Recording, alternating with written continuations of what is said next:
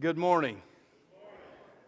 I just want to go out and give a couple of disclaimers. Number one, I was thinking back to the times that I've been up here. One of the first times I remember coming across this stage when there would have been this many people in here would have been in 1985, just a few months after this place opened, when I got my freshman diploma, walking across this stage. This very same carpet, by the way. Number two, the last time I was up here and addressed a crowd of this size was when Rhonda Michaels and I, each tag team, given the report of the transition team. My, have we come a long way since that. And then today, as I was getting ready for this, just the magnitude of it, standing in here yesterday in the dark, thinking about, some of you people were my teachers, my coaches in Elk City High School. I am probably the last person that you ever dreamed would be up here doing this. And I'm in your camp, okay? Because this started out as a joke. This started out as, hey, did you know that January 1st is National Youth Pastor Fill the Pulpit Day? And I was like, yeah, but I'm not the youth pastor. Okay? And then it morphed into, hey, so-and-so's doing it, and so-and-so over here's doing it, and so-and-so. So the peer pressure got me of, okay, you know what? This has been a year of first for me in a lot of things. In things in life, in things of leading these youth, and seeing the fact that nothing that I have done has done anything here. It has all been a God thing. Okay? At one point, we had 6 youth coming to Sunday school. Okay? It was pretty small, and it was pretty sad. Okay? We've had Sundays now where we've had 35 or 40, and it is nothing except the glory of God that has done that. Okay? And it's year of first. I would have never dreamed, if you would have told me when I was in high school that I would be the mayor of Elk City. Okay? Yeah, I would have laughed at you. I really would. But that doesn't carry the magnitude of standing in front of this crowd.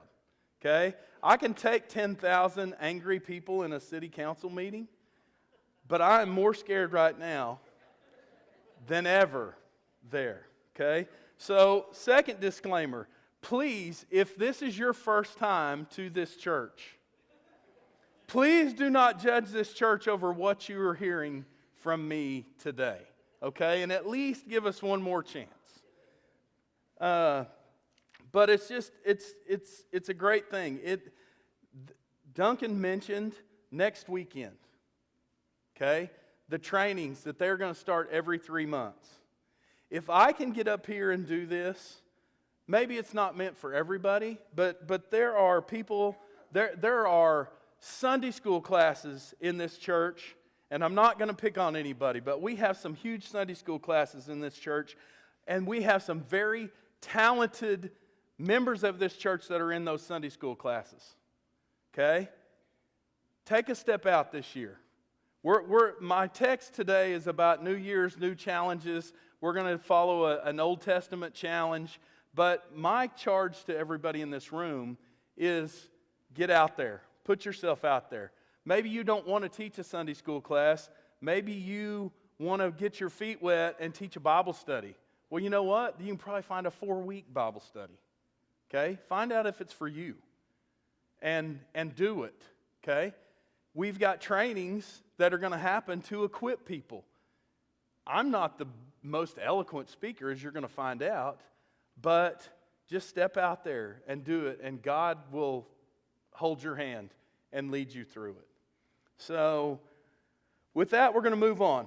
How do we take on these challenges? Well, today, we are going to be in 1 Samuel chapter 17. It's a story everybody has read at least once in their life. Maybe more, because when you were a child, you would have heard this story. Okay, it's the story of David and Goliath. Okay, it is over and over and over. But as I was telling Duncan, I was kind of embarrassed as I was preparing for this sermon. I had a realization of, I am the guy that likes a list, 1 through whatever. And I like to take that list, and I like to start at 1, and I'm going to race as fast as I can and finish it. So when you have this first of the year, and David, don't take this the wrong way, and you get a Bible reading plan, the object of that Bible reading plan is to go from 1 through the 6 months, right? And so we open that thing every day, or we open our Bible every day, and we read, okay, we have got to read 1 Samuel 17, verses 1 through 20. And so we pull it out, we make just enough time, we pull it out, we read those 20 verses, we think, okay, and we put that thing down, and we check that box off, and we go to work and get in the world. The next day we come, we start at verse 21, and we keep reading, we keep checking it off.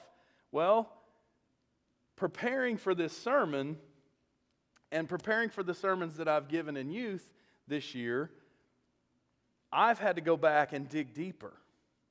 And my focus has changed a little bit in the fact of, I don't necessarily care if I finish that Bible in a year. I don't care if I finish this Bible in 10 years.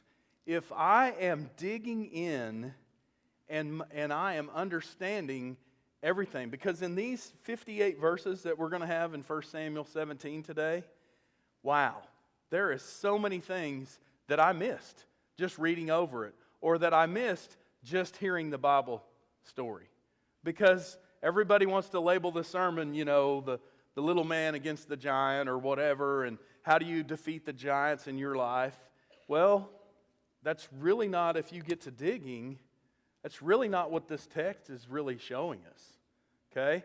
And I'm gonna unpack this for you today, but I want to just kind of go through the story here, okay, and set it up.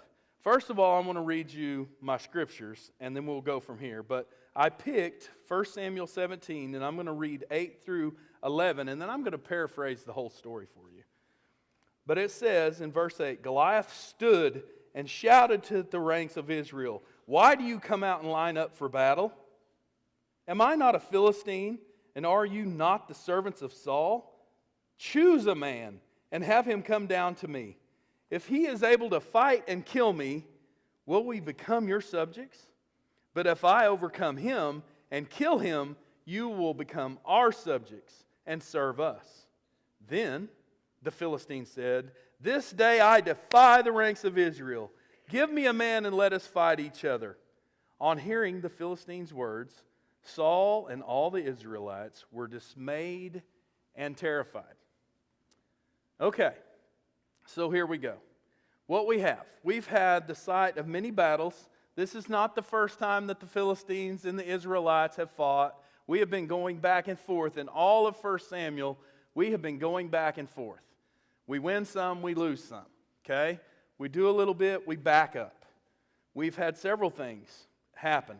But at this point in time, the Philistines have came out. Okay? They have come on Israelite land. And they have assembled their forces in Socoh, S-O-C-O-H, Socoh, okay? And the Israelites over here is in Azekah, and they have the valley in between them, okay? The valley of Elah, and there's a place here called Ephes Dammim, which means the border of blood.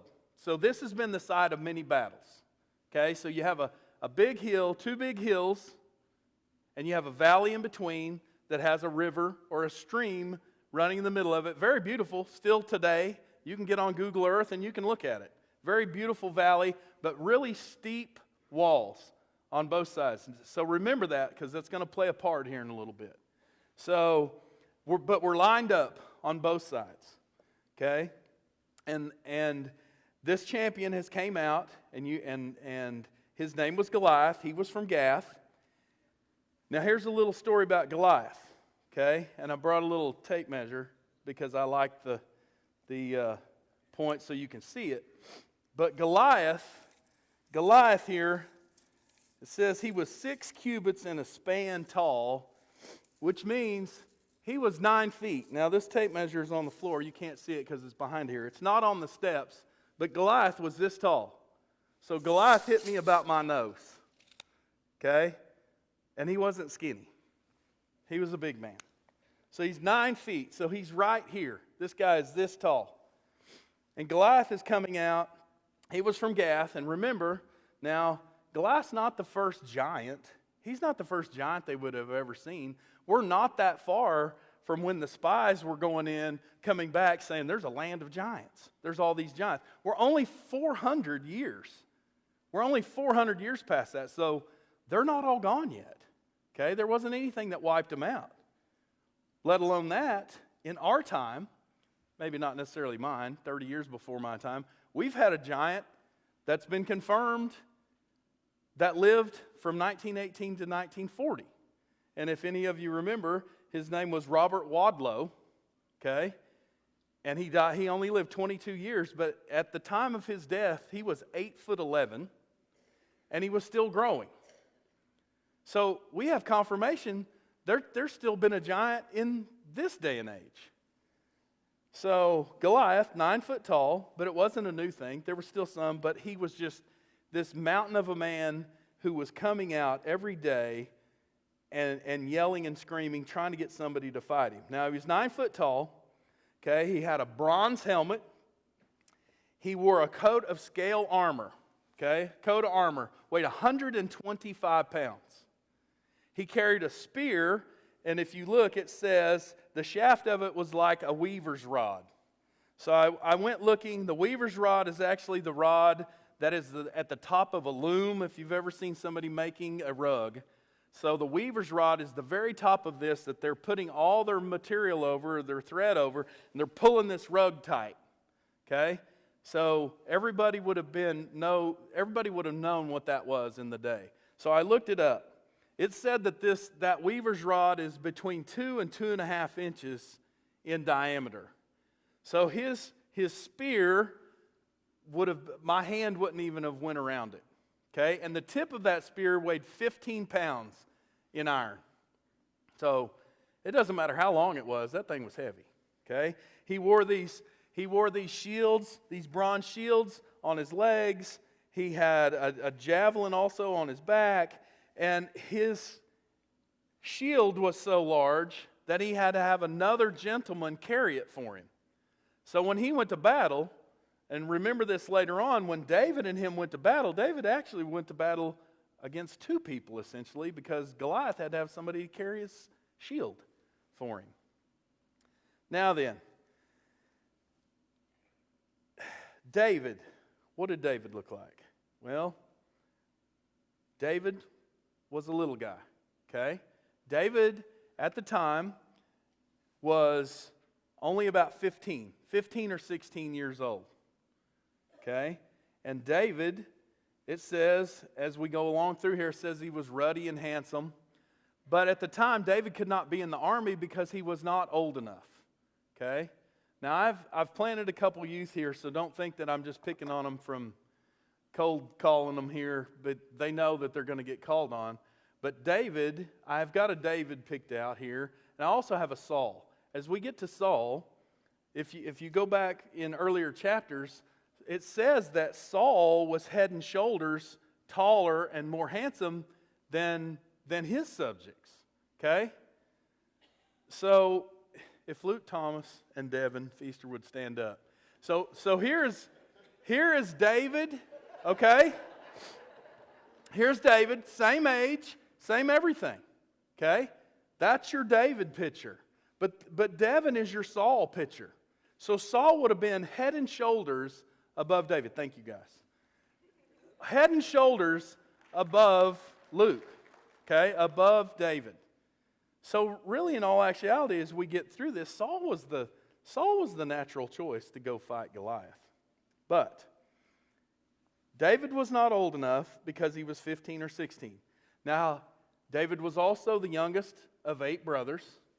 And if you remember, if you want to, you can go back. If you'll read 1 Samuel 16, you're going to see that David had all these older brothers. Now, there were 3 of them that were in the army. Okay, there were 3 of them that were fighting with Saul. Eliab is the oldest, Abinadab is the second, and Shammah is the third. Now, they were above the age, so they were old enough, and they were in the army. Now, in chapter 16, it also says when Samuel went in looking for God's anointed man, that when he first saw Eliab, he thought, whoa, here he is. Here's this big, handsome, strong guy, and God was like, yeah, no. So Saul had to go, whew, okay, sorry. So now he's standing there going, hey, wait, what happened here? And so on and so forth. Son number 2, son number 3, all the way to son number 8. And when he gets to David, okay, when he gets to Luke here, he's like, here he is. That's him. So his brothers are already, just in the chapter before, they all got shunned, right? And didn't get picked. So, but they're in the army, and they're here. So for 40 days, after Goliath had been coming out yelling and saying, we want this single combat. You pick one guy, and I'm going to pick one guy, and we're going to come. And we're going to fight. And whoever wins, the other person is going to serve. Okay? Now, when David's father, now mind you, they've been going here for 40 days. And so David and all these boys' dad's name was Jesse, and he was an old man. And he must have been really old because the Bible says that in Saul's time he was very old and well advanced in years. But these older sons have been gone, and they've all been out with Saul fighting. So Jesse comes to David. David had been out in the field. He calls him in, and he says, hey, you need to take your brother some supplies. Okay? They've been there going on for quite a while. You need to take them supplies. So here's an ephah of roasted grain, roasted barley, which is 36 pounds, roughly, by the way. Here are 10 loaves of bread. Now, I want you to take these to your brothers, but then to their commander, I want you to take these 10 wheels of cheese. So he's got a pretty good grocery list that he's taken. And so he says, okay, I will.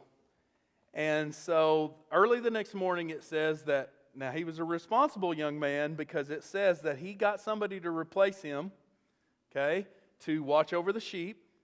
He packs this up, and I'm going to say he probably had to have a donkey to carry all this stuff, because if you look, wheels of cheese were made probably 40 or 50 pounds, so he's got 300 or 400 pounds of meat or cheese and bread and grain to take. So David got somebody to take his place, and the next morning early, he's gone. Okay? So here's another exciting thing that you miss if you just read through it.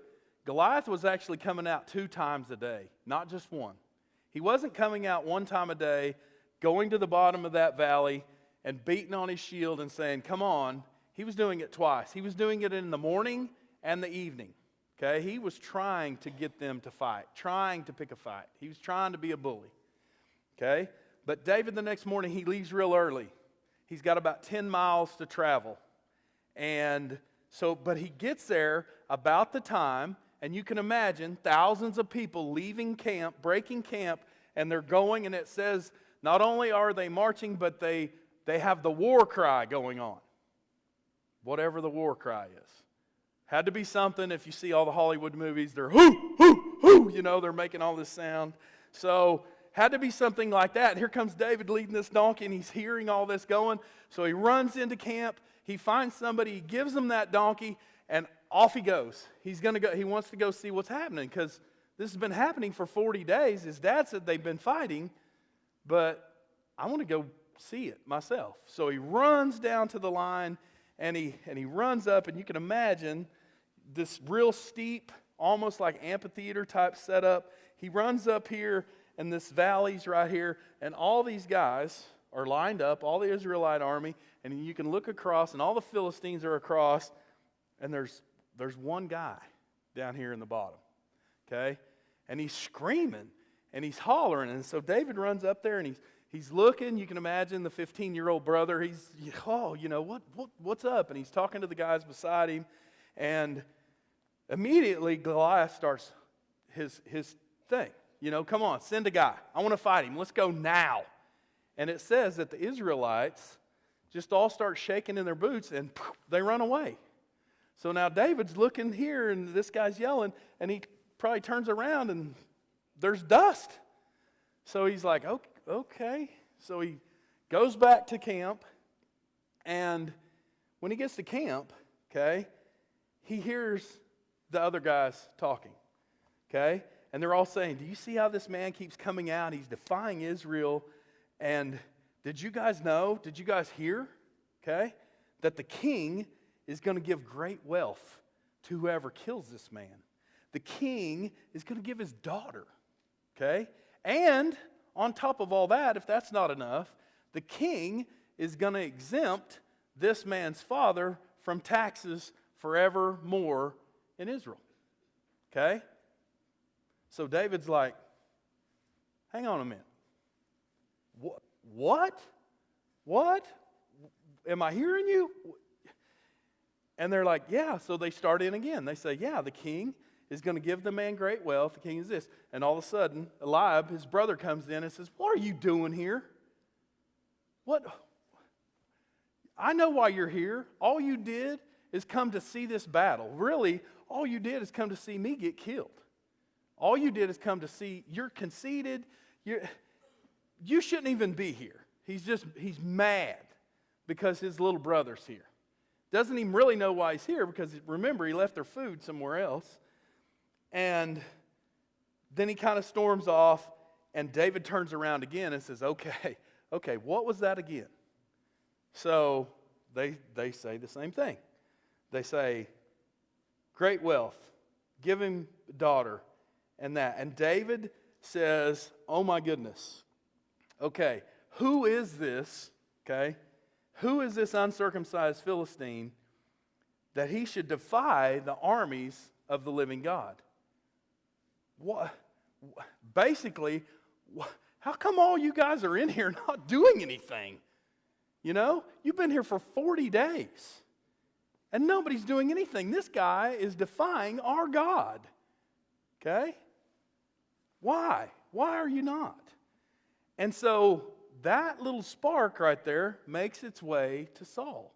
Because so far, remember, nobody has been even brave. Saul had been going to the battle line too and running just like everybody else, scared.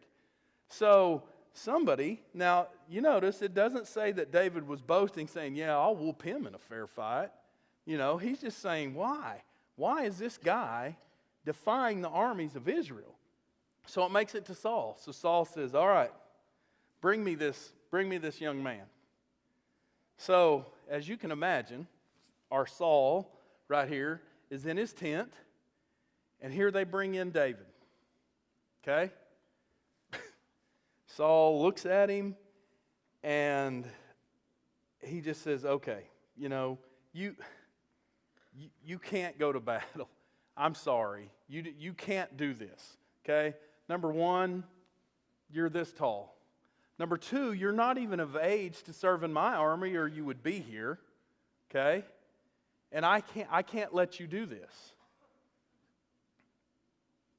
But in a chain of events, in a God chain of events, David starts in and just tells him, you know, he's like, let no one lose heart on account of this Philistine, okay?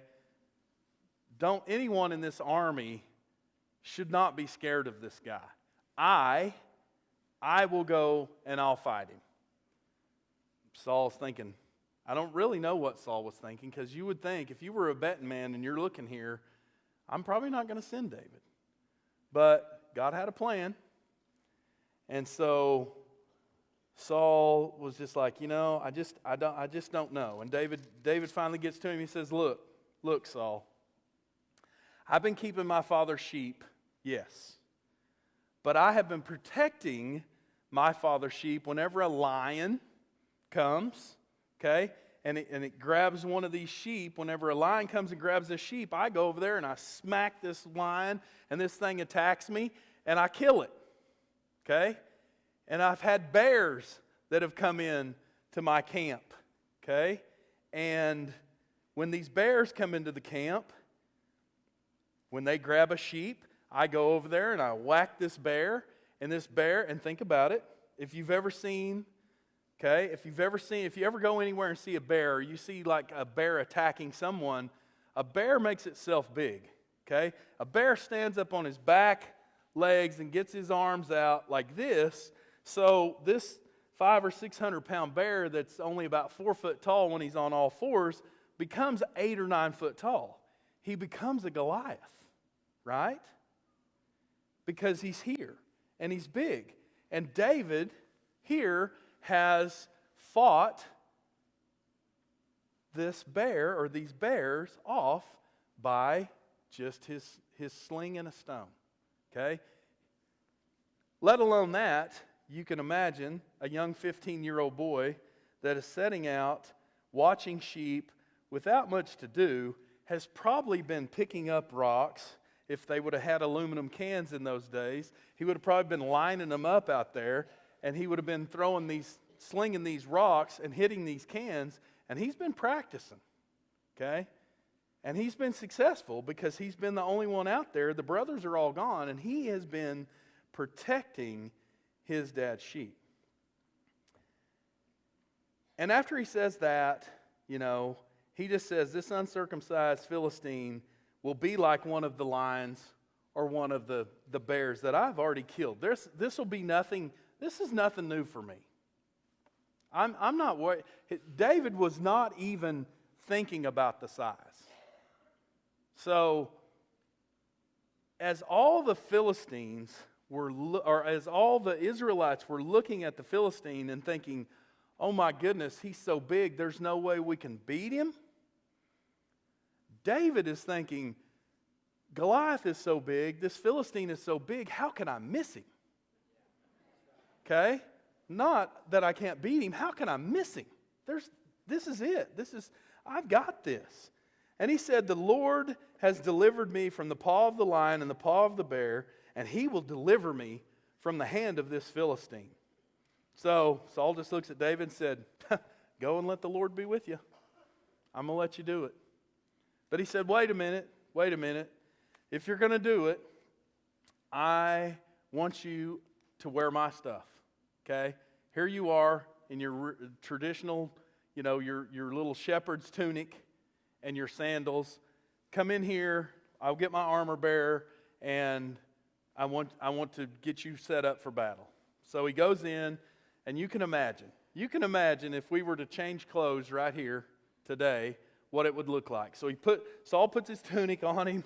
Saul starts putting all this stuff on him, and you can just imagine some little kid with this stuff dragging the floor, okay? His chainmail armor, and so he kind of gets all this stuff on, and he's probably going like this, He's got a sword that probably weighs 30 or 40 pounds, and this is all on him, and so he kind of walks around, and David's like, okay, no, this isn't going to work, okay?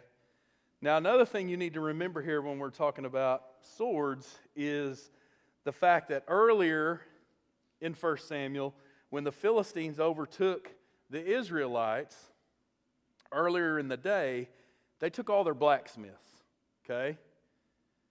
Because they said if they have blacksmiths, they're going to go back to making swords, they're going to go back to making weapons, and then we're going to be at an unfair advantage because now we're going to be fighting soldiers that have weapons. So we're going to take their blacksmiths and leave them no weapons. So really and truly, there were 2 swords in this whole Israelite camp. Now, there was probably a whole bunch of pitchforks and shovels and that kind of stuff, because that is what it said earlier, is they took them and had them sharpened, and their plowshares and anything else they could get their hands on, but they didn't have swords. Jonathan, Saul's son, and Saul were the only 2 in the camp that would have had a sword. And now Saul is giving it to David, and David is giving it up, okay, because it's just too much. He can't fight. He's been used to fighting in the field and being light on his feet and being able to move. So he says, okay, thank you, but no thank you. I can't go in these, okay? So he takes them off. He takes his staff. Now his staff was something that he would have herded sheep with, so probably 3/4 to 1 inch tree limb. So he's got that. He's got his sling, because that would have been something he was used to. And off he goes, okay? And he goes, and he's going to the bottom of this hill. Now, I told you to remember this hill earlier, and always think, I was telling Duncan, I'm a man of action. I don't know that I could have waited 40 days. They've been going to this hill twice a day for 40 days, and I don't know what the Israelites were really thinking, because every time they went, they ran off. Why they even continued to keep going, who even knows?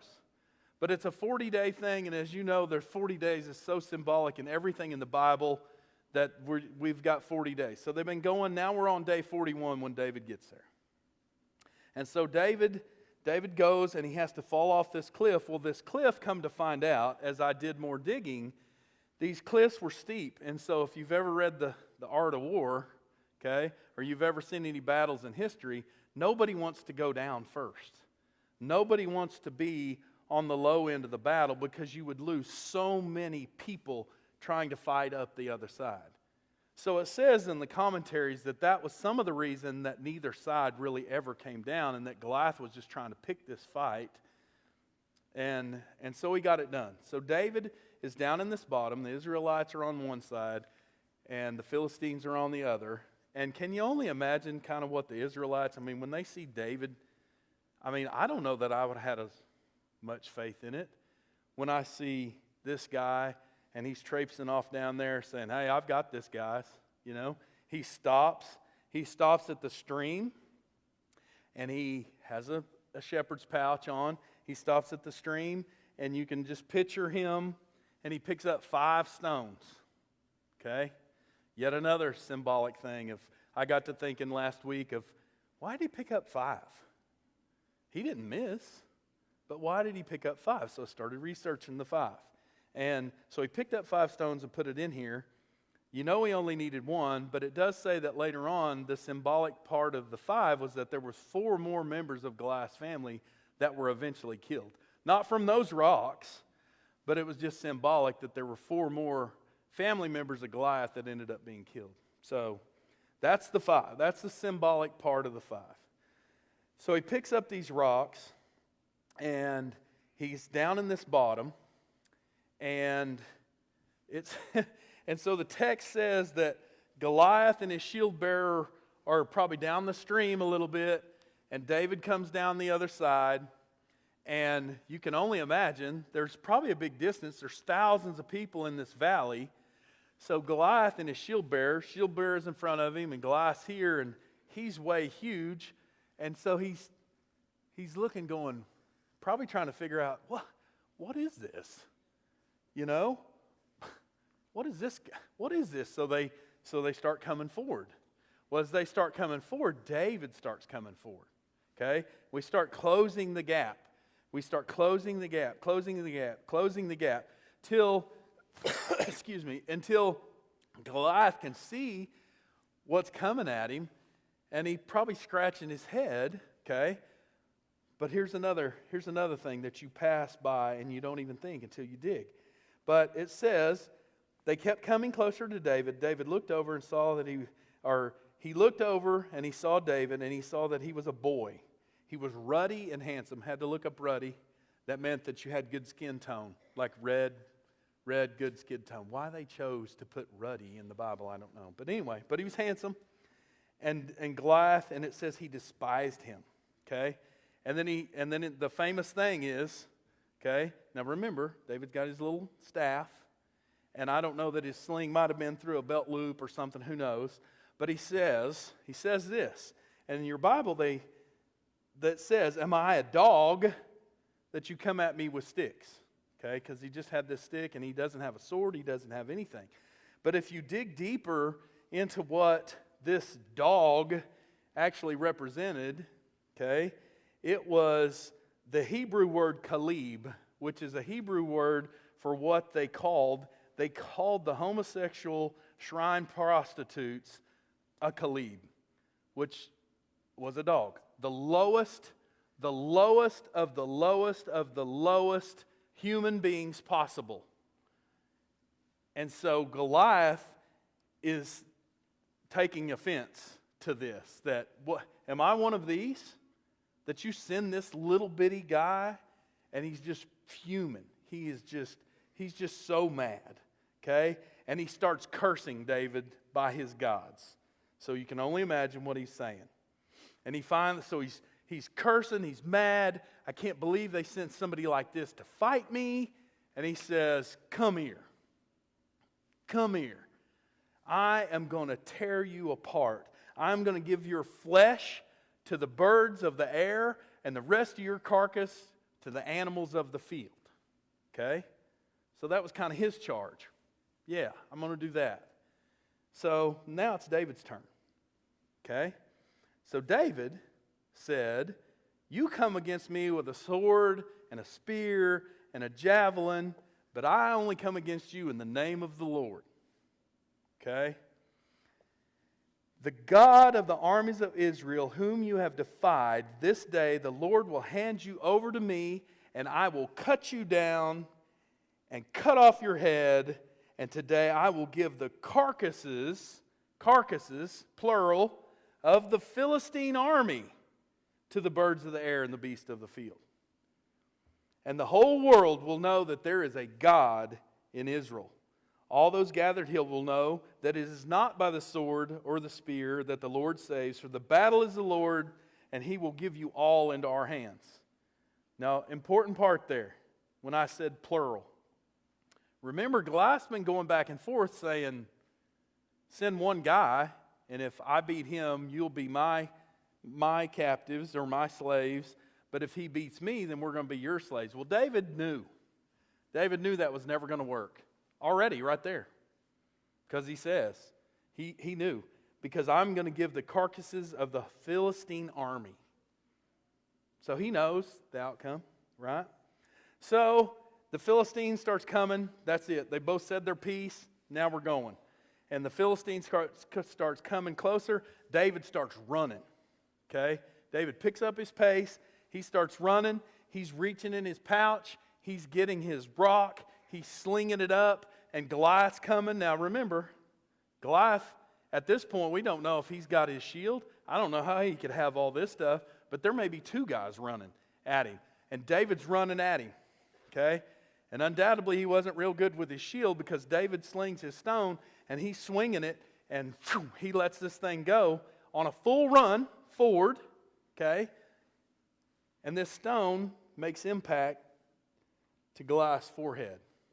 Now, as I was thinking, I'm pretty literal and I keep thinking, okay, when you go to the lake or you go to the creek and you're looking for stones to skip, you know, and so you're picking these perfect stones. Well, you don't ever pick anything that you can't throw, right? So I've always had this picture in my mind that David picked these 5 really good, like slingshot type stones, okay, that would have flown through the air. Either they've been washed down this creek and they've gotten really round or whatever they were.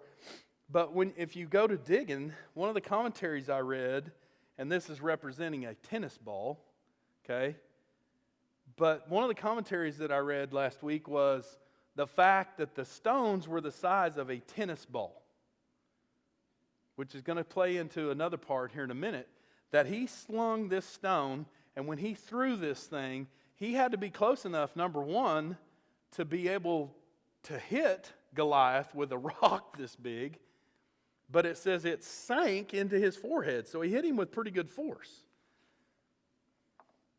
Very important part right here.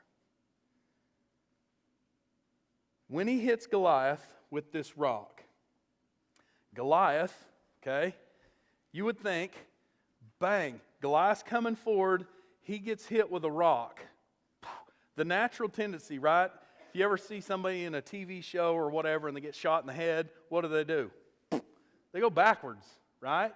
So you would think you get hit in the head with a tennis ball sized rock, that's going to take you off your feet and you're going to fall backwards and be dead. Not Goliath, not God, okay? Goliath, this stone sunk in his head, and if you read, this stone sunk in his head and he fell forward on his face. Now then, go back a few chapters to 1 Samuel chapter 5. You don't have to if you don't want to, but if you want to go back there and read it, chapter 5 is when the Philistines had captured the Ark of the Covenant and they took it home. Now, number one, the reason they did that is because they thought the more gods that they had, the more covered they were. If they could go steal other people's gods, then they were more holy. So they have taken the Ark of the Covenant from the Israelites and they took it home to their temple, okay? and they worshiped a god named Dagon. That was their god of fertility, cultivation, just rain, everything like that is who they worshiped. So here they go with the Ark of the Covenant, and they stick it in their temple right there by Dagon, back in chapter 5. And, okay, we got it. We're buttoned up. We're back from battle. Let's go. The next day, they open the door, right? When they opened the door, their statue of Dagon was on his face. That's kind of weird. So they stand him back up. Okay, everything's good in here again. Looks like nobody's been in here, so they shut the door. The next day, they go again. They open the door. Whew. Wow. Dagon this time is not only on his face, but his arms are broke off, and part of him's broke off, and he's all over the floor. And they're like, whoo, what have we done here? Okay? Goliath, who was worshiping Dagon, Goliath, who was cursing the Israelites, God's chosen people, follows his God onto his face. Okay? True worship of God, right there. Fell on his face, right at David's feet. Then, remember, David told him he's going to cut off his head, right? What David forgot, he really didn't have nothing to do it with. So he runs over to Goliath, and I'm picturing that, Goliath, I showed you how tall he was. His sword had to be this tall. David's this tall. So David goes over, he climbs up on the top of Goliath, probably had to reach under him, because remember, he's on his stomach, and his sword would have been. So he pulls this sword out, and he probably can't even pick it up, so he drags it around Goliath, probably has the tip on the ground, uses it like a paper cutter, and he cuts his head off. Okay? And now he's got a head probably like this. You know it had to be bigger than a basketball. It had to be like this. Well, so now he's won. The Israelites are seeing David, and now the Goliath's head's gone, and David's got this thing probably like this. So the battle is on. The Philistines scatter, and the Israelites are chasing. Okay, they chase them 10 or more miles, killing them all. Boom, boom, boom, boom. And when they come back, David gathers all of the spoils of war. He gathers Goliath's stuff. He gets his sword. He gets his head. Okay? He's proud of this head. If you want to keep following the story, he pickles Goliath's head, and he keeps it because eventually, after they take Jerusalem over again, he has it. In Jerusalem, he has Goliath's head. Okay? So he takes all his stuff back to his tent, and anyway, the dead were strewn all along. The Israelites are gathering up all the spoils of war, and Saul is up here, up on the hill. And it says, if you go to verse 55, Saul is watching David do this. Now, this is also kind of a weird spot because David had been playing for Saul, right? Saul, remember, had those terrible headaches, and he had just terrible dreams and everything. So David had been going back and forth. Not only was he watching his father's sheep, now he wasn't in the army because he wasn't old enough, but he was also going and he was playing because he was a very talented instrumentalist. He was very talented, and he was playing for Saul, and he would soothe Saul's headaches by playing for him. But now Saul is up here looking, and he says to Abner, the commander of his army, "Who is this? Whose son is this young man?"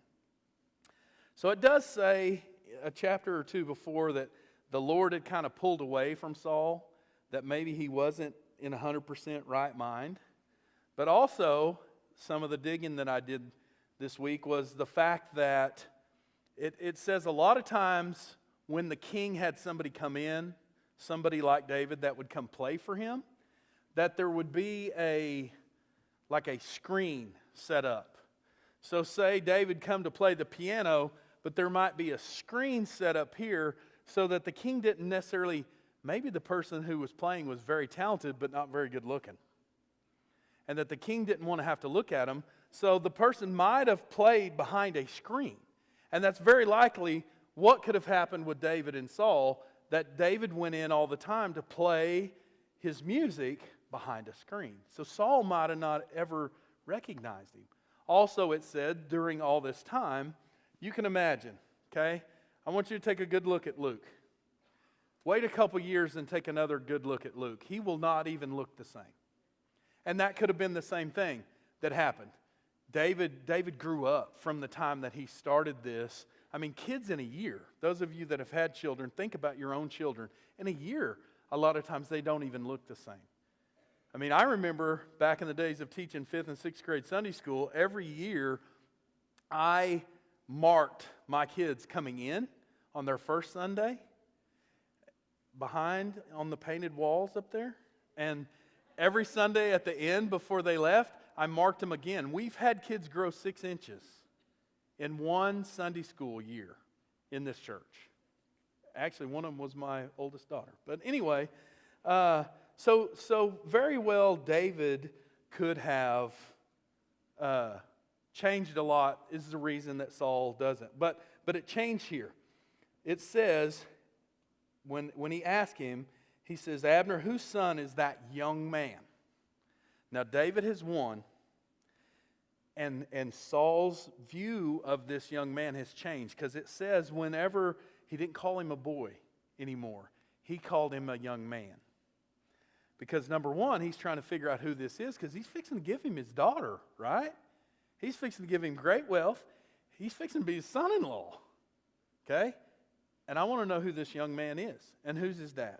And Abner replies, as surely as you live, O king, I don't know, but I'll find out, okay? So find out who he is. And as soon as David returned from killing the Philistine, Abner took him, brought him before Saul, with David still holding the Philistine's head. He's proud of it. He is proud of it. And so the last verse says, whose son are you, young man? Saul asked him. David said, I am the son of your servant Jesse of Bethlehem. Okay. So now then, you're lucky. I paraphrased all my notes, and I'm to the last page. What does this mean to me? What does this mean to us? Okay? Well, I want you to know this, because a lot of times the Old Testament stories, unless you really dig into them, the Old Testament stories sometimes get hard. Sometimes they're hard to understand. Sometimes they get muckled up. Sometimes it's like, okay, really? And I ask myself, okay, why did they put this in the Bible? Why was this story in the Bible? Well, I want to give you 5 things to tell you of why this is in the Bible. Because in the Old Testament, everything was looking forward to Jesus, right? Everything in the Old Testament is looking forward to when Jesus comes, okay? But know this, David's victory over Goliath is comparable to Jesus' victory over the cross. It is an Old Testament vision of what is going to happen in the future. Okay? What are the comparisons? Well, the first one's simple. David overcomes Goliath, but Jesus overcomes the cross. Number 2, David, in all of this, represented the nation of Israel and all the people of Israel. But on the flip side of that, so did Jesus. Jesus represented us still today. From the time there till now, Jesus, just like David, represented his people. The third point, and think about this. Both of these gentlemen, Jesus and David, were sent to the battleground by their fathers. Okay? David was sent by Jesse on a trip just to take food. But God sent his only son to save us. The fourth comparison is this. Both of them, both David and Jesus, were rejected by their brethren or brothers, right? David, when he's in there just trying to figure out what's happening and why this big giant, nobody's taking him out, his own brothers say, what are you doing here? You conceited thing. All you're doing here is just to watch us die.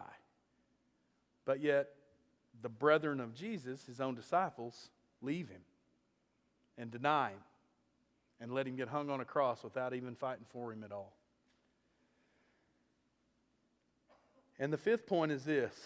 Both of them, David and Jesus, knew the outcome of the battle before it ever started. Okay? David knew when he's standing on that hill and that this man is defying the armies of Israel, that it doesn't matter my size, doesn't matter his size. Something needs to be done. And Jesus, the same thing. When Jesus is up on the hill praying, he knew the outcome. And he didn't have to take it, but he did. Okay? So the application of this and the challenge that I want to give this, because David lived this. Okay? And I'm throwing this in for my young people here. Okay? And it's in 1 Timothy 4, verse 12. And it says this, and David lived this out, okay? He didn't know, this wasn't written, but David lived this. And you guys need to live this too. It says, do not let anyone look down on you because you are young, but set an example for the believers in speech, in life, in love, in faith, and in purity. Okay? Young people, that's you. That was David. David lived that out. He didn't let anybody, just because they said he was young, deter him from anything. And that's how you guys should be. Who knows? There could be 17 of you guys be David sitting in this room. Okay? Right here. But there's a whole lot more Davids in here. There is. Okay? So think about this.